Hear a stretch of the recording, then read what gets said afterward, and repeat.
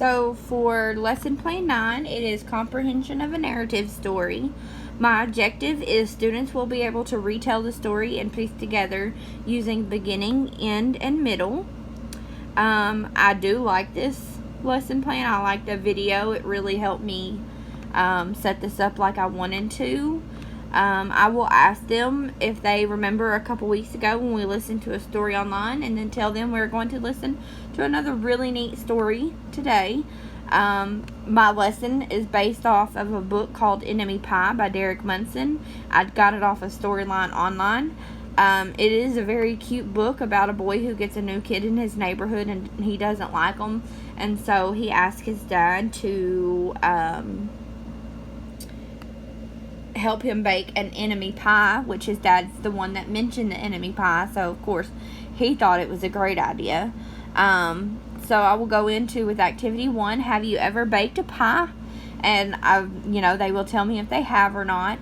Then I will ask, what is your favorite kind of pie? I'm assuming they will answer like cherry or pumpkin, something like that. Have you ever heard of enemy pie? Well, today we're going to listen to a story about enemy pie. First, I want you to talk about a couple words that are going to come up. And then I will explain to them enemy, boomerang, ingredients, and neighborhood. I will ask them if they know these words and try to give me an example of these words. And then I will also give them the vocab definition and example to make sure they better understand it. My activity 2, which is pre-read, we're going to make a DRTA chart. We will look at the pictures on the page, just the pictures, nothing else, and we will predict what's happening just from the pictures. We will pick, 2, 3, 4 pictures. We're not going to do every page. And we only do the predict side. We will wait till the end of the lesson to do the other side.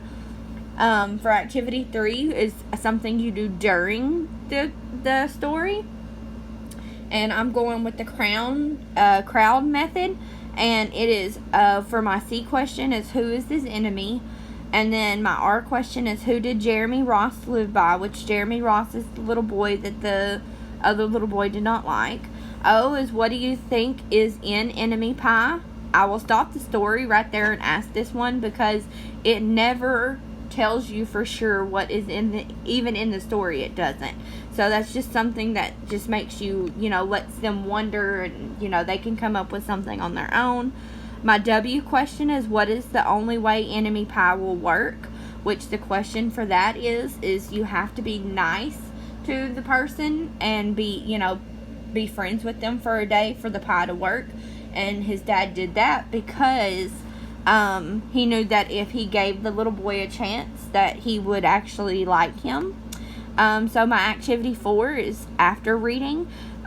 Students will now check their DRTA charts and see what needs to be corrected. They will write what actually happened in the proof from the text side of the chart, and this will show them see if maybe they got the right picture from the actual picture. Then I will have them do a story map. The story map will include characters, title of the book, settings, beginning, middle, and end, and then I want them to include their favorite part of the story. I want to see how this will vary from, student to student, but they will do this as a whole class. This isn't an individual thing. Each person will have their own paper, but we will do this as a whole class.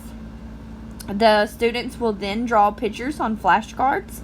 This should take no longer than 10 minutes. We'll do this as a group. I will split them up into groups for this.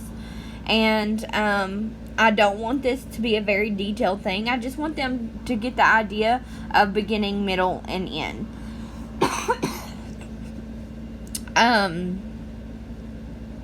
They can draw one picture or as many pictures on the flashcard as they want, as long as it is in order.